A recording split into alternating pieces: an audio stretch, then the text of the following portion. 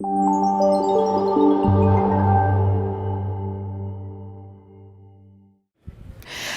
so I'm going to do a quick, short, it was a 30-minute now because we were doing panel stuff, it's a 20-minute conversation about how, when, why, and when not to upgrade to WPA3. This is admittedly a very truncated, short version of what should be a much longer conversation, but I've tried to tie in where we left off at the panel and then carry this forward a little bit. For anybody that wants to follow me, I am JJX on Twitter. Most of my content is on LinkedIn, simply because now there's Twitter or X and Mastodon and Blue Sky and all of these other things that I can't keep up with. There's also a book. So last year I published a book with Wiley that's Wireless Security Architecture. It's what the deep dive and some of my other trainings are based on.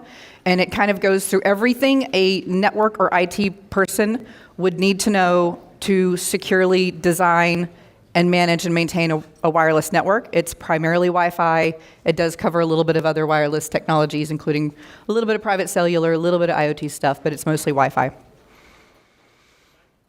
Okay, so the conversation, there it is. Thank you. Yes, that is it. It's a very pretty cover.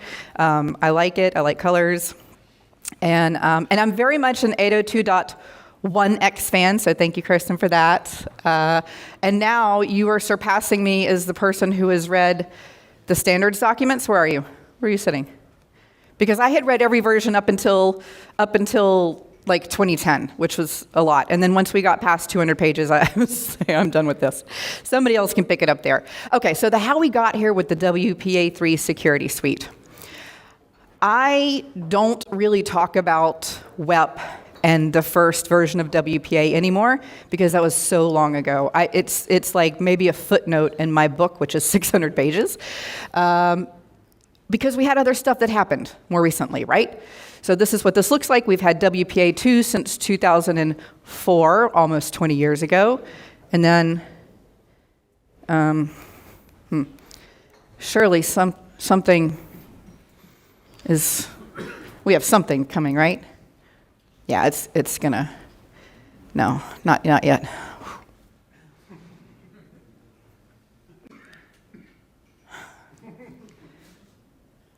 Yeah, that's not good.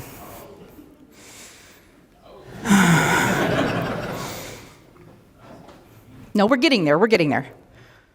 Consuelo, you didn't see this. You guys have to edit this out so Stephen doesn't kill me. I'm totally kidding. These guys work hard. But we've been using WPA2 for a long time. It's been broken for a long time. Still been broken for a long time. Please, anything, literally anything better than this. And then we're waiting. And then finally we get WPA3, and I feel like it's a party. I'm excited about this, not just because it increases security, but because one of the commitments they made is that it's gonna be a continuously updated standard. So instead of locking in like with WPA2 and the earlier versions and then patching weird stuff that happens, they said, we're committing to refreshing and adding and enhancing this because the world of security changes so quickly. So we can't keep going along with the technology that we had 20 years ago from a cryptography standpoint and just from a general application standpoint and how we're applying that technology. So when I look at why aren't we there already, because ultimately this is what I care about. I want us to get there. These are the 4 reasons in this particular order. So it's either a lack of awareness where the organization or the professionals responsible don't really understand the full breadth of benefits that they might get from upgrading to the security suite. Or maybe they do know this, but they don't really know how to get started because what we've heard is, there are certainly complications. I think if nothing else from this morning, hearing from Peter, Wes, and Adrian, what I hope you took away from that is it's not always straightforward and we have a lot of weirdness. And we can just keep blaming the clients because that makes our lives a little bit better. But some just don't know how to tackle it. Some do know how to tackle it, but we move to that third piece, which is that because they understand how to tackle it, now we have a very clear vision that this is going to be hard. And we know that in the world where we're responsible for anything that has an IP address on it sometimes, including our internet-connected vending machines and toasters, we don't have time to set aside and work through the problems. And it's just too hard. We don't have the resources we might need, whether that's people or money. And then the last bubble, which is kind of related, is that maybe we're willing to get through all of those things as the technical professional, but the people that are over us that need to give us that leeway or that cover within the organization to execute a migration strategy, maybe they're not on board yet. So maybe we don't have stakeholder support. Maybe the CISO, the CIO, the CTO, or other non-technical stakeholders don't understand the gravity of this, and they're not willing to give us the time and the budget that we need.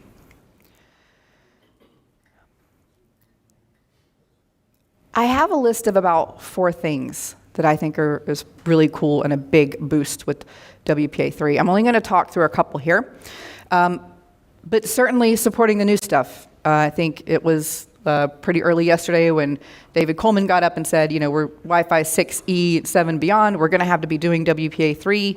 I mentioned earlier this morning, I am not a fan of making a lot of changes at once. I only do that when it's absolutely necessary. And the more changes we have to do at one time, the more painful it is for everybody, including the users and the devices that are impacted by that. So we have this new stuff coming out, so let's go ahead and get ahead of that and increase our security posture. And then the next piece here is, of course, the infrastructure integrity. So the entire suite of WPA3 security, all of the different types of WLANs we're protecting, whether it's open and now enhanced open, passphrase, or 802.1x, all use protected management frames. And that's a huge boost. So it gives us, if not always encryption, which is just icing on the cake, it gives us integrity to understand that the messages really are coming from where we think they are. So if we're the client and we get a message from the AP we think we're associated with protected management frames, we have confidence that it's actually our AP telling us to do something or not do something, and vice versa. So huge boost there with PMF. There's some other benefits to PMF I'll cover just here in a second. And then passphrase security. So out of those 3 types of SSID profiles for security, open, passphrase, and 802.1x, which is enterprise, the biggest security increase for any of those individual profiles is going to be in the passphrase of the personal network. So in WPA2, we had an algorithm called PSK, right? And what does PSK stand for? Pre-shared key. Because literally, it's the cryptographic key you're putting in there. And so we told everybody, okay, well, we'll do better. We'll make the key longer. We had a minimum length of 8 characters because the longer the key, the stronger the cryptography is, right? It's harder to break. But 8 is nothing in the world of the processing power we have now. So that failed. The other problem was that all of the endpoints used the same cryptographic key because they use the same passphrase. So that derivation process was not abstracted away from the passphrase enough to give us unique cryptographic keys. So with SAE, simultaneous authentication of equals, because I don't have any clue how people come up with these acronyms. I know in the security world, when we come up with like weird acronyms, it's from the analyst because they get paid by acronyms. So, Gartner came up with this, or Forrester. I don't know in the Wi-Fi world what you guys do. But David's staring at me over here. He's going to pull me aside later and explain this to me. So simultaneous authentication of equals replaces PSK. So I'll give you a couple little visuals with that here in a second. So back to the protected management frames. So we can prevent spoofing. We can protect against some on-path or man-in-the-middle attacks, as well as replay attacks. So I think this is a huge benefit.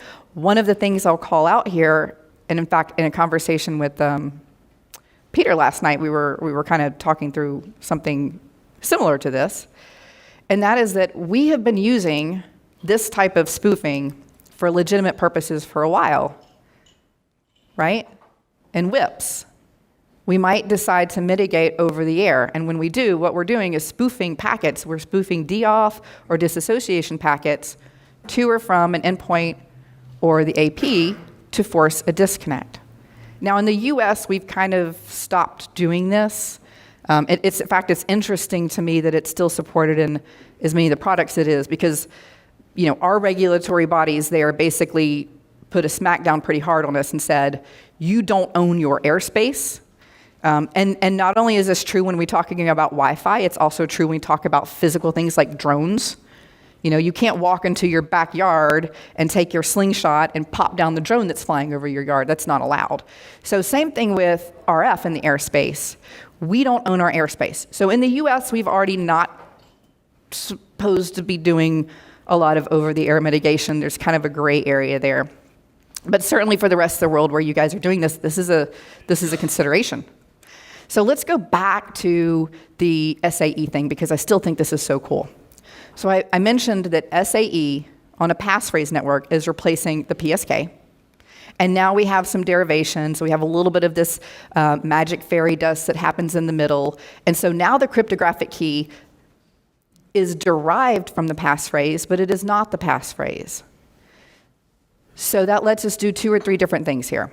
First of all, it means that even with the short passphrase, the cryptographic key that's created can be long and strong. That is how we define the strength of a cryptographic key is by its length. So now we can have a long cryptographic key, and that makes us excited because that is much harder to crack and break. The other thing it does is it actually lets us have a unique cryptographic key for each endpoint that's connected to that network. So if you're an attacker, even if you get the key or the passphrase, on a WPA3 network, you're not going to be able to decrypt everybody else's traffic.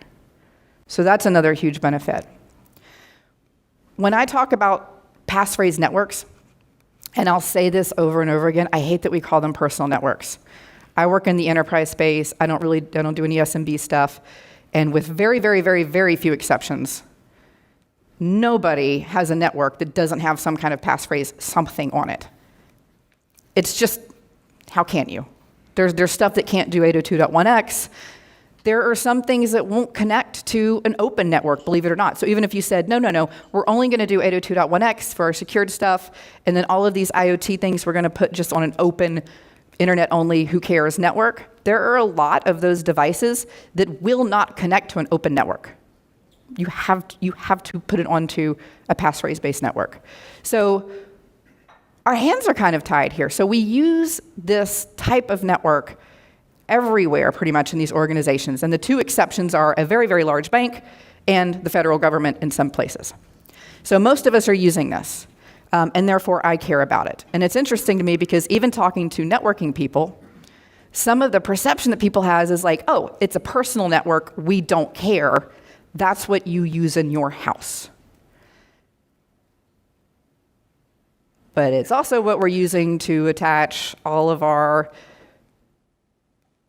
biomedical devices, all of our screencasting, all of the machinery in a manufacturing line, all of the scanners in a warehouse, all of these things. And that's just growing. So I care about this, and I feel very passionately about this, and I'm excited that WPA3 has brought us such greater security as it relates to this, because I don't see passphrase networks as going away anytime in the near future. Now, Stephen Orr, if he were here, I could hologram him. He wants this to go away. He wants there to be no open networks, no passphrase networks, and the world to live on 802.1x. And I admire that desire, and I would love that. And that's just very cute, and it's not going to happen, right? Most of what we do can't do 802.1x. So I do dream of a world like maybe in the near future we'll have enough endpoints that have some type of device certificates or TPM chips or something where we can do something better. But the other side of me says, well, I'm doing a lot of zero trust deployments for clients right now. And in the zero trust architecture world, what we say is, we don't care what network you're connecting through. We're going to assume the network is not secured. So therefore, I don't need to authenticate to the network. I need to get onto a network that gives me some type of data path to the resource that I need to access, and then the security gets put in place with my endpoint and that asset. So I can argue this two sides. Coming from network security architecture, I would love to do 802.1x everywhere. Coming from a zero trust security architecture standpoint, we may not need it. Now, all of our organizations aren't going to just poof up into the cloud one day, and this is one of the interesting, in the security world at conferences, sometimes I have a presentation I do called like stuff my CISO says, or stuff my CIO says. And one of them is, like, oh, we're going to get rid of all the wires and everything will be wireless. And another one is, oh, we're going to get rid of everything and everything will be in the cloud. And of course, we're walking around going, okay, so please explain to me how the hospital will be in the cloud with the infusion pumps that are actually physically attached to people. So we have a lot of stuff that's not going to just, up into the cloud and magically. But we also have a lot of organizations that are making this transition to most things being in the cloud. And one of my projects right now, actually for my former employer, is to take what is right now a DoD contractor in a very secured, physically secured space. And they, because so many people are working from home, are moving to basically a rented kind of hoteling type of space. So we have some locks on the doors, but we don't have physical control over the data paths and the networking closets out of the building. So I have to treat it as though somebody is sitting at Starbucks. And so it's completely re-architecting. So I think there's value in both of these. We can and should be trying to do more actual authentication on the network where we need to do that. But we also need to keep in mind that we might need these other options where we don't need to authenticate to the network. So I don't think it's one or the other. These things are opposite paths, but they're going to be both growing as we move into the future in the next 12, 18 months or so. So here's a quick little cheat sheet of the difference between a passphrase or a personal network on WPA2 with PSK and then WPA3 with SAE. So you can see some of the benefits there just captured that I talked you through here. So now let's talk about where the crappy stuff happens. And especially for passphrase networks, just by virtue of what you guys heard this morning when you saw, if you were in here, and I had the 4 bubbles, so sometimes the endpoint doesn't like multiple AKMs, and sometimes the endpoint doesn't like AKMs that it doesn't understand that are in a different language, that language being WPA3. And sometimes the endpoint just hasn't been updated to support WPA3. So that tends to happen on passphrase networks. And maybe I should say it tends to happen on endpoints that can't support 802.1x. That's a more accurate statement. But the endpoints that don't support 802.1x, we shove over to the passphrase network. So this friction looks like this passphrase 802.1x, easy peasy, lemon squeezy, just do it, you're good, no problem. Open and enhanced open, I'll talk about in a second. And in that middle is where that it's not fun, but we need to do it. The issues we have with that, though, are in IT in general, we don't know what we have and where it is, and especially on a passphrase-based network. Profiling endpoints is very, very challenging. Getting a level of confidence, anything other than an assertion of an identity, I think this is this thing, but I don't know, is very hard. And then we have a bunch of stuff. And maybe if you're like Peter, you just have a bunch of ducks lined across the front of your desk for no reason, and you flip out when somebody moves them. And then there's a time and effort, and then we still have endpoints that are like eating crayons, right? They're just dumb, they're kindergarten, we don't know what's happening. And so we have all of these challenges to work through. But the one thing, if you guys heard from this morning, the one main thing we have to deal with are these misfit clients, these misbehaving endpoints. Like this guy. Where is this guy? Where is UC?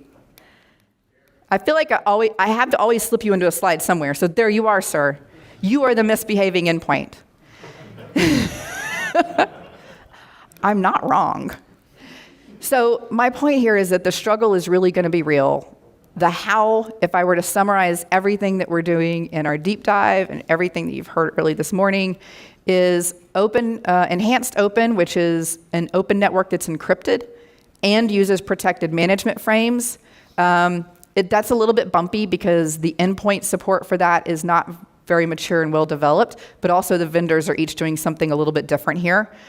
802.1x is really straightforward. The only thing you should need to do is make sure the drivers have been updated, and I mean like updated in the past few years, not updated in the past few weeks. And that shouldn't be an issue. You turn on transition mode, track your progress. When you get rid of your WPA2 endpoints, make that be a WPA3 only network. And then the passphrase network is where you need to spend your time and attention. And again, really the accurate statement here is an endpoint that won't support 802.1x is going to be your trouble endpoint. So that's typically going to be headless devices, weird stuff, all of those other little bits. And with that, I'm done. Thank you very much.